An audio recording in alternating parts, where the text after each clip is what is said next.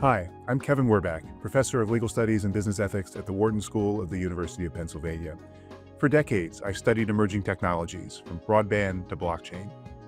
Today, AI is promising to transform our world. But AI needs accountability, mechanisms to ensure it's developed and deployed in responsible, safe, and trustworthy ways. On this podcast, I speak with the experts leading the charge for accountable AI. This week in our series on governance of AI agents, I speak with Venkat Siva, co-founder and CEO of CompFly. Traditional security and MLOps systems were built for deterministic workflows, but agents make decisions at runtime.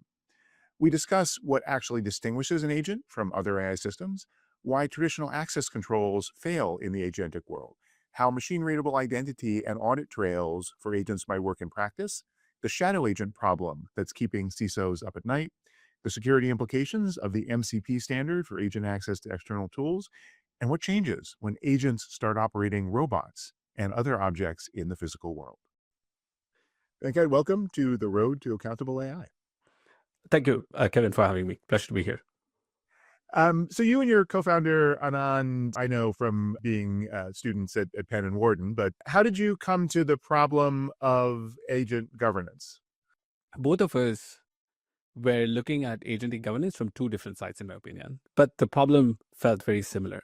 Just sort of zooming out, I have spent over 20 years building platform products that help enterprises adopt new technology safely and at scale.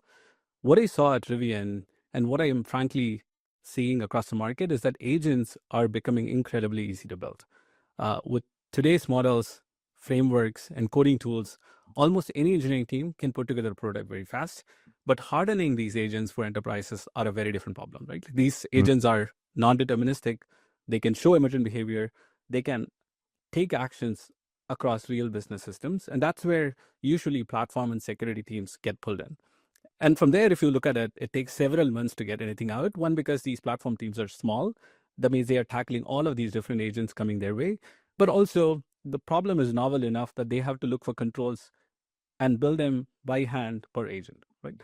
Anand was seeing the same sort of shift on his side from an audit and security perspective. Traditional controls were largely designed for fixed workflows, known permissions, and predictable software behavior. They were not designed for software that can decide at runtime what tools to call or what context to use or what actions to take. That was the key insight for us. And we started zooming out.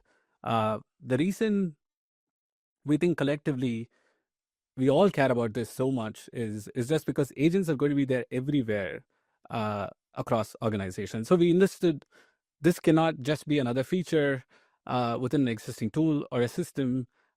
We think agents create a new control problem, and that needs a governance layer where decisions, we need to turn decisions, sort of govern them when the decisions turn into actions.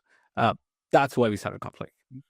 Let me just put you a little bit more on that. There are plenty of tools now for MLOps and AI security. Why don't agents just belong as a feature under those platforms? If you look at most of the current systems, the MLOps system, the security system, and all of those things today, most of them are built for a fixed set of deterministic set of workflows, right? So we think the more we think about this, the control plane needs to shift to where the decisions are made versus being a static set of steps, right? Like that's why we think that these systems cannot continue to sort of be enhanced to build something like this. You need to think about this in a different way. Yeah. A threshold question is, how do you define what's an agent? Good question. Agent, to me, is a system that can take a goal, reason over context, and choose from one of several available tools and execute a set of actions, let's say with some degree of autonomy. The important part, Kevin, to me is it's not whether it has a chat interface. The important part is whether it can act. Right? A chatbot that just answers questions may not necessarily be an agent, but a system that reads an email, let's say, checks service request, potentially updates a ticket or schedules a follow-up, that is agentic. I mean, one should also sort of think about like what is not agentic or what is outside of this, right? My opinion, I think the static model APIs that potentially classifies sentiments or maybe providing recommendations, or maybe a dashboard that just summarizes data where that it doesn't act, you have to act. Those all still likely needs governance, but they do not have the same kind of autonomy risk we are talking about. Yeah. Mhm. Tell us about your company, CompFly. What specifically is the approach that you're taking to governance of agents? Absolutely. So if you look at the sort of the space, most companies are focusing on sort of models or access. Mhm. What we focus on is how do you govern behavior at the execution boundary, right? Like this is exactly where you have Mhm. prompts, you have memory, you have identity, you have tools, and you have policies. All of these sort of come together in one place. And that's also where we think enterprise harms are actually created. Uh, so if you look at an agentic control plane, what does it actually mean to have an agentic control plane? So in our sort of view, one is measured autonomy. Measured autonomy is all about sort of setting the boundaries. What actions can this agent take, with what privilege, under what approvals, in which context, right? Mhm. This includes things like least privilege, let's say restricted tool access, some approval gates, constrained outputs. The key thing here to sort of understand is least privilege alone is not sufficient, right? Like that's And because just for those who agents. aren't familiar with security, what does least privilege mean? So least privilege means, let's take an example, right? Like let's take an agent that looks for emails or basically looks for a trigger from a customer to say, show me, can you guys get me a demo for this product, right? Mhm. And this agent, what agent could typically do is it could go and query Salesforce or some other system to see what this customer is. And then maybe Mhm. send them an email back saying, thanking them and maybe scheduling something, but they may be CCing the account executive. So in a least privilege scenario, what you would typically do is you basically say this system or a processes gets the exact permission that it needs, right? Like you don't basically add more permissions than you actually need. So typically what you do is in this case, you say, this system can only read stuff from Salesforce Mhm. and maybe send this email out kind of thing, right? But in an agentic scenario, one could social engineer this agent and make it go and pull data that are outside the realm of what this Mhm. is. Like it could potentially go and pull PII data or some other sensitive data, and it could actually send it to somebody else, right? So that's what. So these containment, in our view, needs to be semantic, right? Like so we have to sort of shrink the blast radius so that agents is sometimes technically allowed to do something doesn't mean it should be allowed to actually do that thing, right?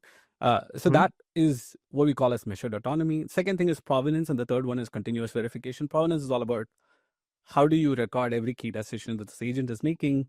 How can you audit? What did the agency? How did it decide before it executed something? And continuous verification is key because these agents evolve or have an emergent behavior. Mhm. So this means you have to monitor um, drifts, right? Like because the model one Mhm. day said something, and then maybe the model version changed, and then the agent is behaving slightly differently now. So you do need to sort of, or it could be somebody added a new tool into this agent, and that has changed the way this agent thinks about Mhm. how to execute a certain workflow, right? So those needs continuous attack test so that we can identify these newer exploits and newer sort of drift for these agents. So these three, I want to say, is a key differentiation Mhm. from a conflict perspective. And that's the control plane we are building that can discover, validate, secure, and govern agents from code to production. What was the most challenging thing to create? I want to say, I think the runtime governance is the most difficult part because you Mhm. are making an assessment on what this agent is doing, what's its trajectory, Mhm. and to sort of ensure is this okay for this agent to do with the context that it actually has. That's the problem we are sort of grappling around. We're trying to actually see how do we sort of solve this in the most practical way possible for our customers. Mhm. Most organizations are building on top of frontier models that are coming from third-party major AI labs, and then the agentic tools are in some cases there's elements that come from the lab, some cases they're harnesses, they're things in the enterprise and deployment. Um, how is it possible to effectively provide governance and security of agents in that environment? So absolutely. So the models themselves, I mean, if you look at sort of the models themselves, these labs are spending incredible amount of money in trying to secure these agents, right?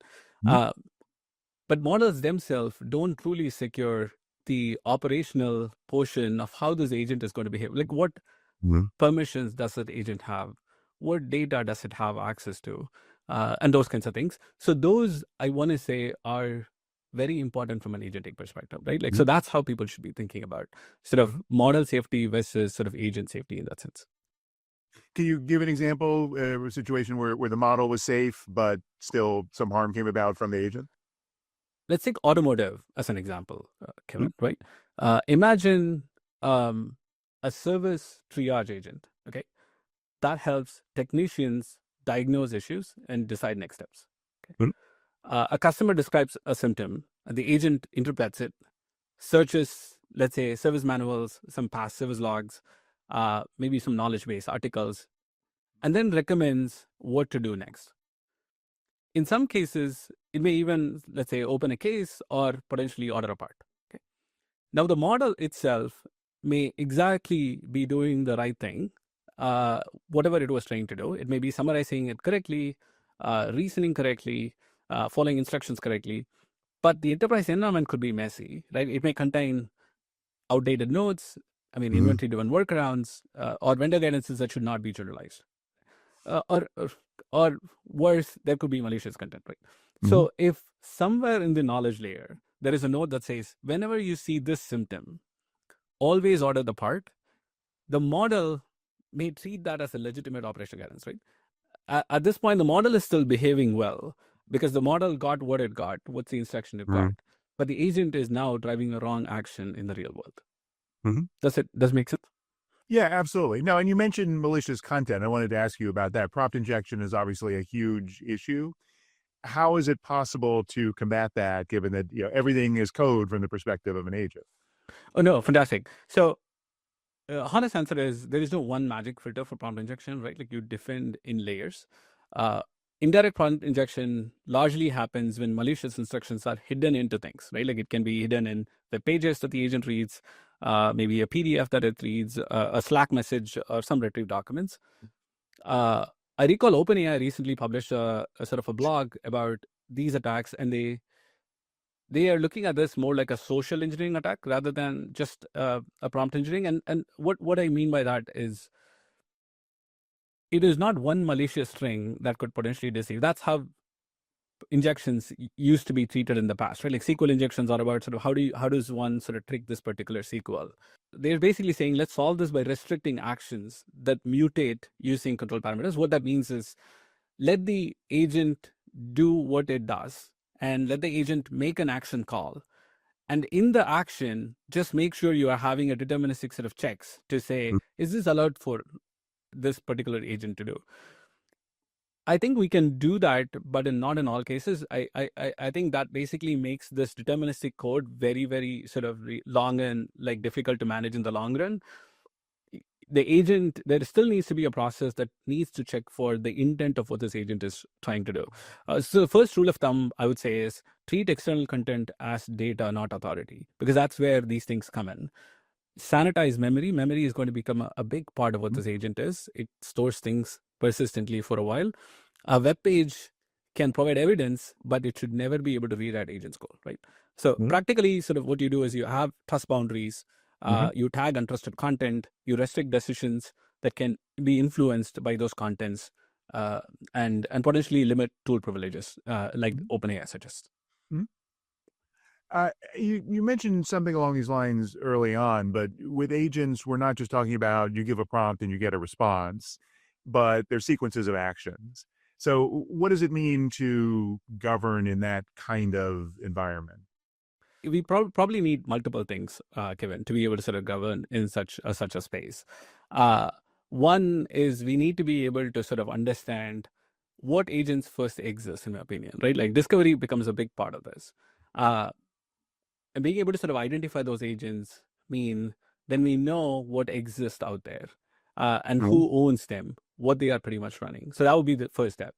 And the second thing is, does this agent have identity? Uh, Mhm. Agent's identity becomes an important part. We can talk more about this. Uh, Mhm.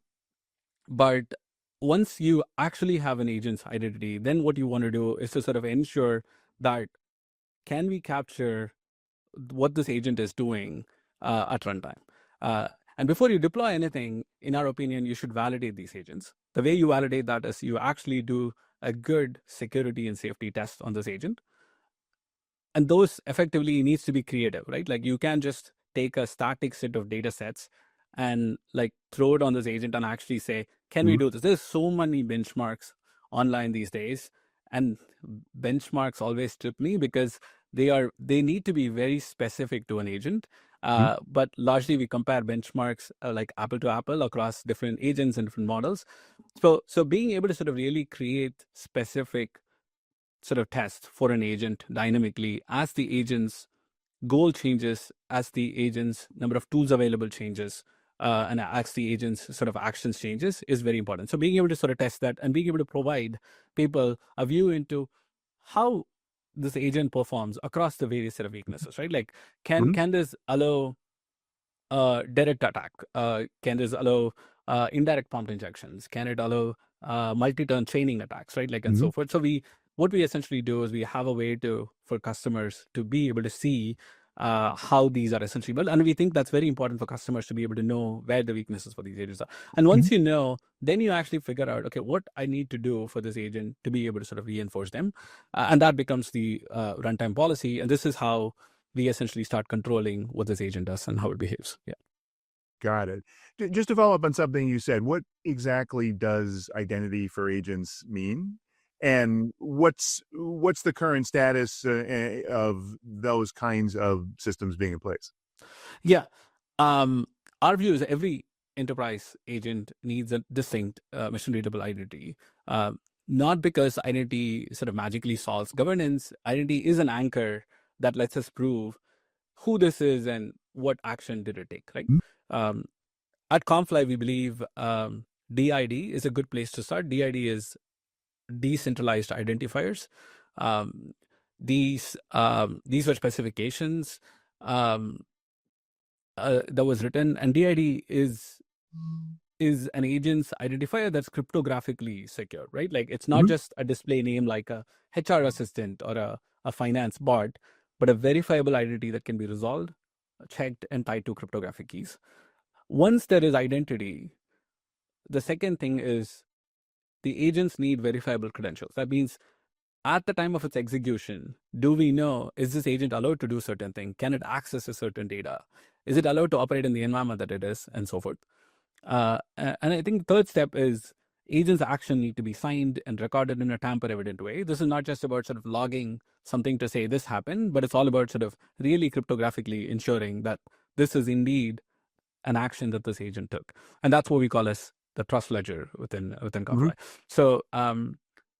So I mean, audit is sort of famously leveraging screenshots and sort of loose audit logs today. I think in the agentic world that ought to change, and there needs to be higher governance questions on sort of how do we sort of know this in a cryptographically tamper evident way, and that's a big portion of our focus as well. Mhm.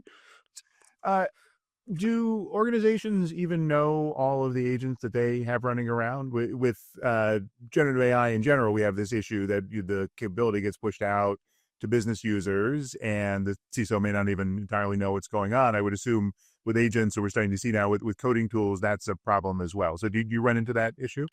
Yeah, no, 100% agreed, right? Like I think the shadow agents are a big risk for companies, Mhm. and the interesting challenge with shadow AI is they largely have broader access and no real Mhm. guardrails for these agents. A good example, I would say, is OpenClaw. Right, lots Mhm. of people are dabbling with OpenClaw. I mean, you can connect a ton of tools, including emails, browsers, file systems, and they are not just chatbots, right? Like they can actually do things across environments. Uh, I mean, this means sort of hidden managed agents may quietly have the same reach as a powerful employee, right? Like, but without any identity limits or oversight you would typically have on a human. Um, so I would say CISOs and CTOs are very concerned, right? Like about these sort of shadow agents. So discovery becomes an important part, right? I remember one of these CISOs that I was talking to recently was talking to me about how some employee just ran OpenClaw in an enterprise setting, Mhm. and and how disaster that could be, right? Like, so they had to sort of really warn that employee and also sort of ensure everybody is aware that this is a big credible thing that they need to be careful about. So most people I know who are running OpenClaw are running in a very isolated environment today. It's Mhm. just not ready for enterprises to sort of adopt. But it is the area that we can stay away from as well, because autonomous agentic system are a thing and they are going to come. We need to sort of pay attention to the space and actually see how do we improve the governance, right? Like that's a big part in my opinion. Mhm. Yeah. Yeah. How do organizations do that discovery process that you talked about to find those shadow agents? Yeah, 100%. So agents today come in all form and shapes. They can Mhm. run in your laptops. They can run in sort of these model providers or agent platforms, and they can also run in sort of cloud platforms like Kubernetes Mhm. and those kinds of things. Being able to sort of look for signatures of what agents, because there's a difference between AI usage and agentic usage. So being able to sort of understand the nuance and the difference, I think, is going to be key to be able to sort of identify what is an agentic use versus what's a typical sort of AI use, just for some advisory or sort of augmented sort of intellectual sort of sort of AI based reviews, right? Like in that sense. Wouldn't? So the way we think about this is we have a gateway. There needs to be something that basically intercepts the request that goes from these systems to something like an LLM model. That's a good place to sort of hook, to sort of understand, okay, what kind of request and response goes in and out, and look for signatures that tell us that this is agentic use. That's Mhm. definitely one way to look at this. We're also sort of we also have other ways to sort of look for processes in the companies which will essentially force us to identify that there is an agentic use, right? Mhm. Like identify those and make sure that there are gates there. I mean, this could be when somebody is asking for a LLM key. I mean, that's a great place to start, right? Like you Mhm. know that they need an LLM key to be able to start doing agentic workflows. That could be a great place to start, and so forth. So this is how you sort of identify. This is a Mhm. structural way to sort of identify this. Kevin. Mhm. You talked earlier about the concept that you have with CompFly of measured autonomy, Mhm. where there's some semantic dimension involved. For one thing, I would assume organizations are very different in terms of their risk tolerance of what level of autonomy they would be comfortable with, but they may not even know how to articulate that. So, how do you provide the capability so that organizations can figure out really what level of autonomy they want to provide to their agents? Oh, it's a great question. I would like to use a phrase called autonomy budget, right? Like not Really? every action Mhm. deserves the same level of freedom. Mhm. Uh, Enterprises should classify actions by, let's say, a few dimensions, right? Mhm. Does this agent do activities that are irreversible? Does this have financial impact, regulatory impact, customer impact, or does it use data sensitive data in this case? If an agent is a low risk and it has reversible things, give the agent more autonomy. Right? If Mhm. it's a high risk, reversible, irreversible, um, and it has customer facing capability, it Mhm. should require approval, stronger identity checks, and potentially some circuit breakers. Um, a practical example, in my opinion, would be, let's say if you have a customer support agent. Um, I mean, it should be allowed to summarize ticket autonomously. It should be able to draft response autonomously, and maybe even sort of issue maybe a $10 refund autonomously. I mean, if the customer is eligible. Mhm. But a $5,000 refund or changing the contract should definitely require a human Mhm. approval. Uh, the key is not like do human in the loop everywhere.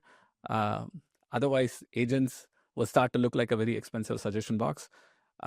But also, too few approvals also makes this agent dangerous. So, being able to sort of hit that balance is going to be key, and that you could essentially start to do this with some of the control and policies that we talk about for runtime governance.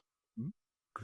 What about multi-agent interactions? How to deal with situations where it might be that each agent is operating properly, but there's unanticipated consequences or risks that come up, and we're going to be in this world if we're not already, where there's fleets of agents interacting with agents. So, how do you deal with that challenge? That's a great question, given. So, the way you think about multi-agent is you don't just devise governance for agents individually, right? Like you govern interactions, handoffs, and potentially violations that could emerge from that. The key here is to just stop thinking that agents are like governed in isolation, right? Mhm. Um, let's take an example, right? Like there's a sort of a procurement agent and let's say the AP payment agent. Procurement agent updates sort of vendor record after reading some onboarding documents, and accounts payable verifies the vendor is active before it pays the invoice. Each agent is doing something reasonable on its own, but together they could violate segregation of duties if the same workflow effectively gets to both of them, right? Something that basically says, okay, create the agent, modify and update the agent, and then like release money. Like that could potentially mean Mhm. dangerous. So I think one way we think about this is we need to have fleet level policies in addition to agent level policies. Every agent needs to have identity. Every handoff needs to be authorized. So you need policies like no agent or combination of agents can complete this workflow without approvals, right? Um, Mhm. so this helps, especially in a multi-agent scenario, the segregation of duties that we care about, and that should be treated as how we care about today for humans in Mhm. the agentic world. Mhm. There's a number of standards that are developing in the agent world, probably the most prominent being MCP for connecting to external tools. But how do you see the development of these open standards? How do they relate to the work that companies like yours are doing? And where do the standards potentially open up new vulnerabilities? No, MCP is a very powerful tool, but it Mhm. standardizes because it standardizes how agents connect Mhm. to tools and context, right? Uh, but that effectively, like you said, also creates newer attack surface. Uh, the mistake that I see people do typically with an MCP is just treating that as just another API, because Mhm. yes, it is an API that's configured as a tool, but LLM is often deciding what and how to call these tools, Mhm. the tool descriptions, how the server behaviors, how the contents are processed, and the agentic reasoning is all sort of intertwined. So this creates different risks, in my opinion, that, of course, MCP users should be thinking about. Tool poisoning, for example, um, supply chain, which is like, what if an MCP server gets infected? You pretty much infect the whole agent. Uh, COSI, which is a community we are part of, Mhm. uh, just basically wrote a paper about sort of how many threats are available just in the base MCP specification. There are over Mhm. 40 threats across 12 categories that they've identified, including identity, privilege escalation, supply chain integrity, network security, and so forth. I think for enterprises, the first thing is create an MCP inventory. Um, just have an allowed list of sort of trusted servers. We need to make sure there is authentication authorization. That was not given in MCP, surprisingly, right? Like, Mhm. as you can imagine, I mean, this is an age-old solved problem, but it's still one of those younger ones in this new world. Sandboxing execution, being able to sort of really isolate execution when it does. I think all of these are important things. One thing I would also add, Kevin, is skills. Agent skills are becoming another sort of level of Mhm. MCP servers. So what happens is MCP servers are these tools, and then agent servers have this higher layer that allows you to sort of define the workflow of how this tool can be used. Um, I think that's going to be another interesting surface to sort of watch, as Mhm. because anybody can, because all of these instructions are written in text files. Um, think about all of these different skills that will be out there in the company, and sort of really managing this at scale is going to really have interesting challenges, right? Like Mhm. I think OWASP wrote something called as lethal trifecta. I think when a skill or an agent, or even in this case MCP, have access to, let's say, private data, it has access to external communication, and then it gets exposed to some untrusted content. Mhm. That is a lethal trifecta, right? Okay. Like, so you do have to assume in those cases that there will be exfiltration that's possible, unless you have strong controls. So being able to sort of keep these in mind, and sort of ensuring that there are specific controls are going to be so important for enterprises. Last thing I want to ask you is we're running low on time. Going forward, what happens when agents are embedded in physical things? And I ask in particular because you mentioned you worked at Rivian, which builds cars. So What does that world look like in terms of the risks of agents? And then, can we overcome the kinds of challenges with the harms that might come about in that environment? Absolutely. I think digital failures are often recoverable, right? Like physical failures have more consequential and irreversible sort of impact. Uh, Governance should largely shift to pre-action guarantees where Mm-hmm. the system proves safety before execution, right? Like not just explains its action later. I mean, imagine a robot with a hazardous chemical in the factory, right? Or a home robot without access to knives. Uh, these are all dangerous situations. I think the lesson that we could take from automotive is they do not just rely on intelligent model. It's not like every time when a new update comes, it's a bigger, larger model. It's about really thinking safety as an entire stack, right? You need Mm-hmm. to have simulations, you need validations, you need redundancy in the system, fail safes if something were to go wrong.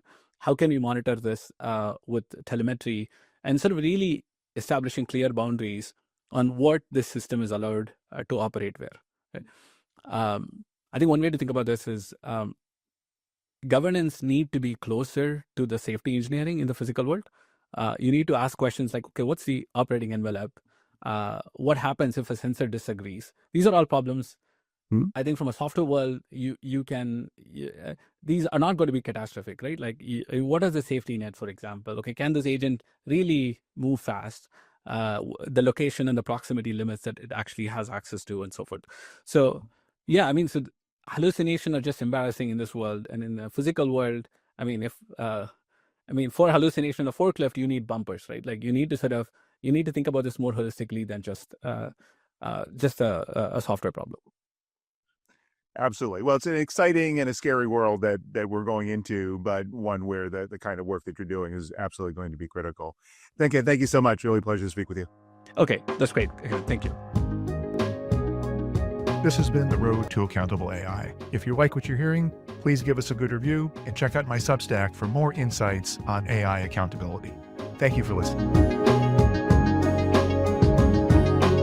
If you want to go deeper on AI governance, trust, and responsibility with me and other distinguished faculty of the world's top business school, sign up for the next cohort of Wharton's Strategies for Accountable AI online executive education program, featuring live interaction with faculty, expert interviews, and custom-designed asynchronous content.